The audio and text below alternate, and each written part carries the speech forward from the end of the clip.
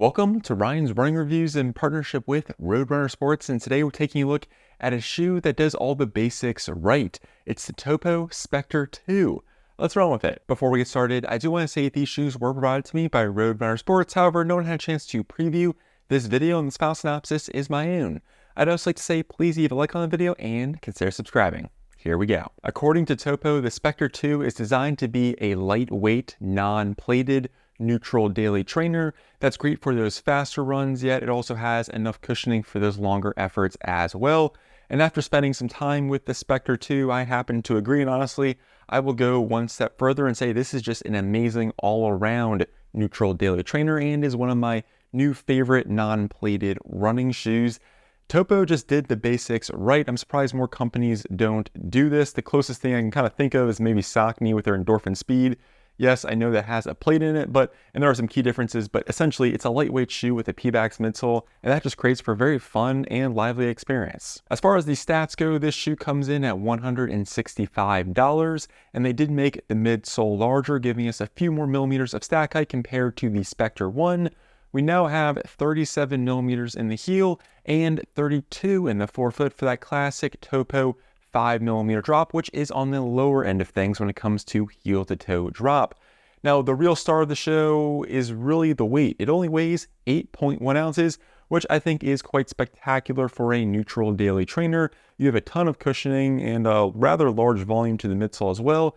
And it only weighs, again, comes in at 8.1 ounces, making it feel like you really don't have that much on your feet while still having a ton of cushioning. The Specter 2 does fit true size for me, and because this is a Topo shoe, we have that really wide foot-shaped toe box, a lot more volume towards the front of the shoe, gives your toes plenty of room to splay out and kind of wiggle around, which for me, I am personally a huge fan of. I know some people don't like it just because they feel like it's a bit too much volume and they think their foot slides around, but for me, that was not an issue. The midfoot was sufficiently secure and I didn't have any issues with my foot doing some strange things, felt very connected to this midsole.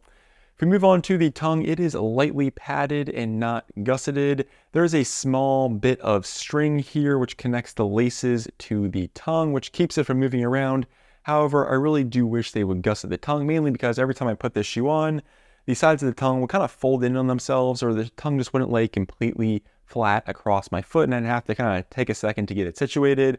It's just one of those minor inconveniences, but I just wish they would just gusset the tongue and kind of get it over with. While I was running, didn't really have an issue with the tongue bunching up or anything. It's really when you put your foot into the shoe each time, you have to, again, get everything set up just right. And again, just gusseted tongues for me are better, and I kind of hope Topo makes that shift in the future. Now, if we go towards the back of the shoe, the heel counter itself is really flimsy. There's not much structure to it. Has a light amount of padding. However, the geometry of the heel counter itself is fairly aggressive. Your heel goes quite far back into this heel counter, which I do think helps with the lockdown. Didn't really have any heel lift or anything like that. The upper material is this really breathable mesh. You can practically see directly into the shoe. Great ventilation. And I thought the breathability was pretty much like a 9 out of 10, probably a 10 out of 10 with this particular setup. Topo did redesign the midsole here on the Specter 2. On the Specter 1, it was a Pebax foam core with an EVA foam frame that surrounded it. And then here on the Specter 2, they threw out the EVA and just gave us 100% Pebax foam in the midsole, which I'm happy to see. I think that's kind of moving in the right direction, makes the shoe a bit lighter, and I think helps with the overall durability.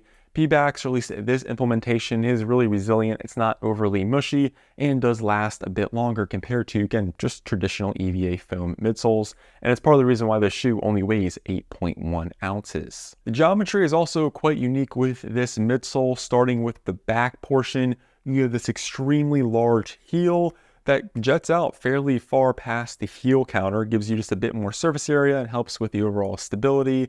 Feels a little bit clunky, or just a little bit different, I should say, compared to more conventional shoes with smaller heel sections. Personally, I kind of quite like it because it just gives you a little bit more guidance and surface area towards the rear, which I don't mind. However, the one interesting thing I found is this shoe is actually fairly stiff, especially towards the front part of like the toe box or the midfoot region, for not being a plated shoe.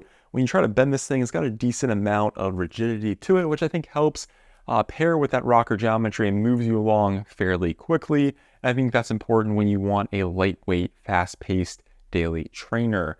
Now, as far as the performance of this Pebax foam, it's fairly resilient. It's not overly mushy. It has a nice level of energy return through the midfoot and heel section. I found the forefoot maybe just to be a bit firm and slightly dull for me. However, again, the midfoot and heel really came alive and provided a very pleasant overall ride. The outsole has a solid amount of rubber coverage, although it is fairly thin, and the traction pattern is very smooth. I would definitely keep this to more conventional surfaces. And part of the reason I think the forefoot is on the stiffer side of things is because we don't have any flex grooves.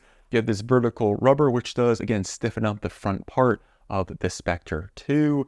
Thought the grip was fine. Again, like on road, brick, concrete, did a good job. Definitely would not take this on grass, gravel, or anything like that. This is definitely kind of designed to be more like a race car tire. As far as the overall performance goes, I am quite impressed, and this is one of my new favorite neutral non-plated daily trainers. It does a little bit of everything, kind of a jack of all trades, if you will. It's fine for slower runs, and when you want to put the pedal to the metal, this thing absolutely takes off with its rocker geometry, lightweight, and Pebax foam midsole. Topo did the basics right. They gave us a breathable, lightweight upper with plenty of room in the toe box. Again, I'm a personal fan of that. And then a Pebax foam, which I think does quite well. Lightweight, it's going to be a bit more durable, and has a moderate to nice level of energy return as well, giving us just a nice do-it-all neutral daily trainer that really, again, just doesn't weigh that much at 8.1 ounces. Well, that concludes the review. Let me know in the comments what you think of Topo in general, and would you like to see Topo come out with a super shoe? Because I don't think they have one just yet. I'm Ryan from Ryan's Running Reviews, and I'll catch you guys on the next one. Thanks.